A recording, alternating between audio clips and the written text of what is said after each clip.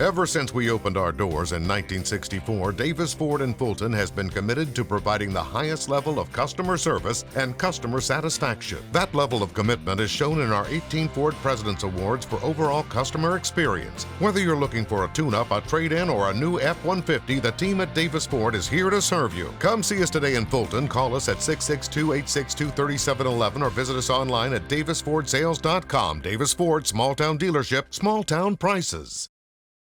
And welcome back to the Davis Ford pregame show. We are joined now by head coach Sean Cannon. All right, Coach, let's jump back in. Last week didn't start out the way we wanted, obviously, but you guys showed a lot of resiliency, came back, and almost won that thing. Just touch a little bit on last week and what you can take from that preparing this week. Yeah, you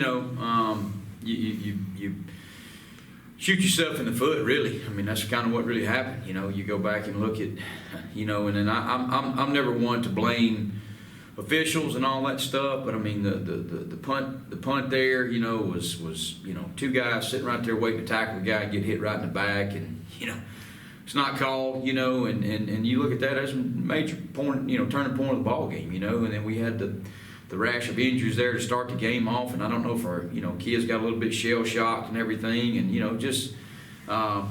never want to start out of game one like that, but we did find a way to battle back, take the lead twice, but great teams figure out a way to keep that lead, and that's just part of growing up, and and I think a lot of our guys that were the first time playing college football realized that this is hard. I think a lot of them just thought I was going to show up and it was going to magically happen for me, and I think a lot of them grew up a lot, from when we started there at the first quarter to the end of the game, and so hopefully we can get those jitters or whatever you want to call it out of the way this week, and turn around on a short week and get ready to play a good Co-Lin team.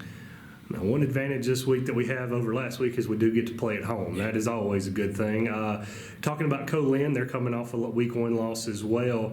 Talk a bit about what you know about Co-Lin and what kind of challenges they're going to bring.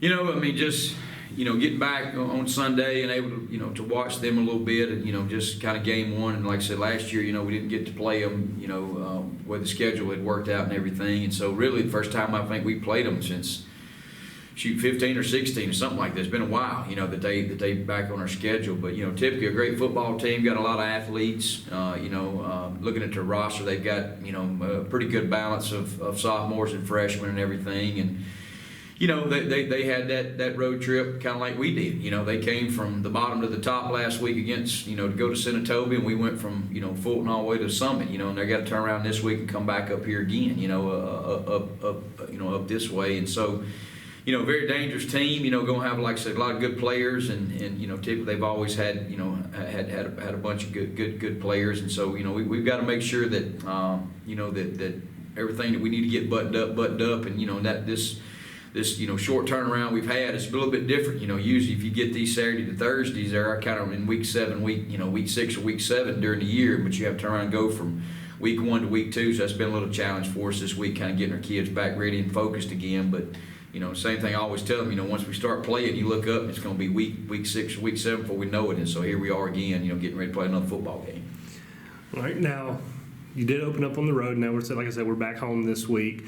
The energy is always going to be great. What's something that your older guys and the coaching staff have told these younger guys what to expect? Because it's a different atmosphere on the road and at home. Yeah, and really, the guys over here last year, as far as our year one guys, didn't get to experience that really, like it should have been, and so.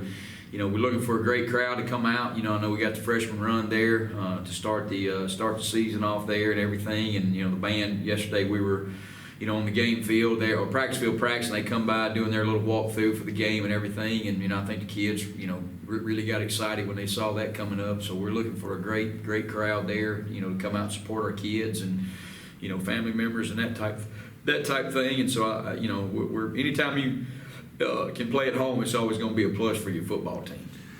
Okay, well, let's talk a little bit about what we learned from week one on the offensive side of the ball. Had two 100-plus yard receiving game there for Sangren and Daniels, and had some powerful runs there from Wilson and Brooks. Talk a little bit about that offensive side of the ball and what you guys are kind of trying to enhance this week and clean up from last week. Well, you kind of look at what I talked about last week. We went into the game not really knowing, scheme-wise what these guys are going to do, and they were playing a kind of a soft coverage area into the boundary, and so we kind of took advantage of it and just tried to throw the ball short over there and just try to make them keep coming up, making us trying to come up and tackle us, and then Sanger broke some great catches there and some runs. We were hitting JJ there and trying to get that safety to come on down, and we hit him over the top there one time on a fade ball and everything, and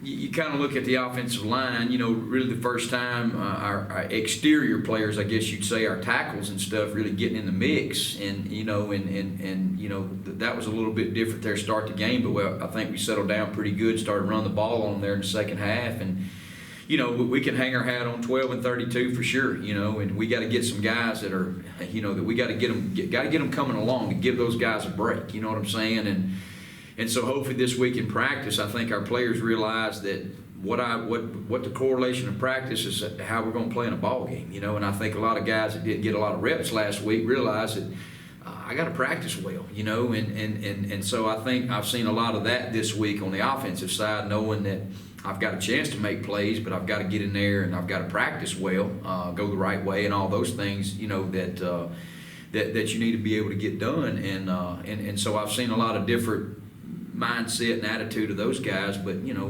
we're going to try to take what they give us, and when they load us up and try to stop our run or come get the quarterback, we got to make them pay. And I think we've got some really good receivers out there that that we knew that were going to be good players, and but it's the kind of the next man up mentality. I mean, who's going to shine this week, because any good defensive coach is going to say, okay, we can't let 5 beat us, so somebody else has got to step their game up this week to if they start trying to, put a double team on him, put a guy down and put a guy over the top of him, somebody else has got to make them pay, and I think that's been the thing that we've talked to our kids about this week, is somebody's got to, maybe you didn't have 1 or 2 catches last week or, whatever, but, this week could be your week, and so you got to be able to answer that challenge when teams take away what you want to do to be able to counteract what they've, what they're taking away from, but still got to be a staple running football, and I thought Dylan come in there and did a good job for us of, of distributing the ball around, and had a good touchdown run there, in the game there, and so, a lot of positives to build on that side of the ball. No turnovers, that was key for us right there, but, that's something we got to be able to, to take advantage of this week. Got to start fast. That's the thing I told them. I said, we can't put ourselves in a hole again, and being able to, to come out and play well early in the game and put them down, like we were, and and all those things. So hopefully we'll be able to get that back on track this week and keep our momentum going from what we had in the second half. Okay, well, you mentioned that next man up mentality, and that was very evident on our defensive side of the ball this last week. Talk a bit about what that experience last week will do for your defense this week, getting the game ready. I think a lot of the defensive players really didn't realize that, I got a chance to go in, and that's the thing we tell them all the time. You're one play away from playing the rest of the ball game, and you look up what happened there on the first play of the game. They catch the ball and cut across the middle. We hit them, fumble, and the guy that scoops up the fumble goes down, and here you go. Here's a guy that's got to come in and play the rest of the ball game, and probably in his mind thinking, well, I might get 20 plays this game, and all of a sudden now I'm playing 50. And so we go back and watch the tape, and then we're that close from getting to the quarterback, hitting him where that ball don't get off and everything. And so a lot of learning this week, from our defense and everything, and still understanding too. Every team's gonna have good players, and you got to be able to when they want to strike to their good players, you got to be able to stop them, but. I was proud of us going down there forcing field goals and missing field goals and everything, but it kind of goes back to what I said last week is one of the key of the game. We cannot give up big plays, we can't put ourselves in a situation where it's going to put our backs to the goal line, and we've got to play on our on our end of the field. And and you take away the two touchdowns on special teams there. I mean, the defense didn't play bad, 21 points, and this day and age, you give up 21, you should be able to win the ball game, which we should have, But when I went back and said that third part of the game is really what got us, And we played so well, in the kicking game early, on the kickoff team. It just that one time where you don't fit it right, or you go down and you don't split a double team, and that's exactly what happens. You get one run back on you and everything, and so. I hopefully the kids realize the importance of what we try to tell them. I think now, what we've been telling them in practice, really they really understood now. Well, coach is really right on that, and so hopefully that newness or whatever you want to say is worn off, and our kids will know kind of what to expect on a college football game.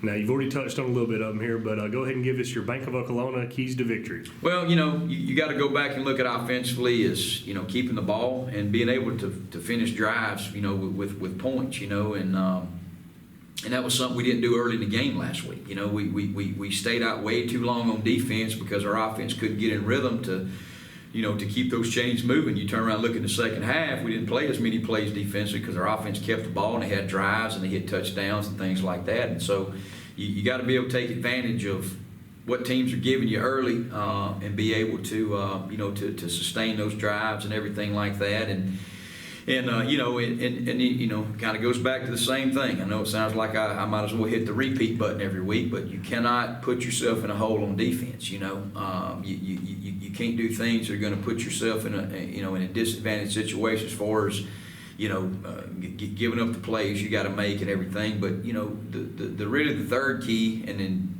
is really we got to feed off of each other. Our offense has to feed off our defense, and our defense has to feed off our offense. And we get turnovers. We got to capitalize those into points. Because you got to look at those as extra drives and downs and possessions that you're getting because you get the ball back. And we had a good interception there toward the end. In the third quarter there to stop that drive and everything. And so. A lot of factors go into winning a ball game, but it's like I tell them every week. There's 5 plays that matter in a ball game. It's going to win a ball game. When are those 5 coming? I don't know. It could be in the first 5 plays of the game. But you go back and as a coach, you can identify 5 plays that either going to make you or break you. And that's the thing that's been the challenge this week is we've got to make our own breaks. We can't wait on other teams to mess things up. We got to make sure that what we're doing is going to be. Making sure that we're on that part of those 5 plays that are the plus plays that are making us come out and win that ball game. All right, Coach. Well, best of luck tonight, and we'll be back with more on the Davis Ford Pregame Show.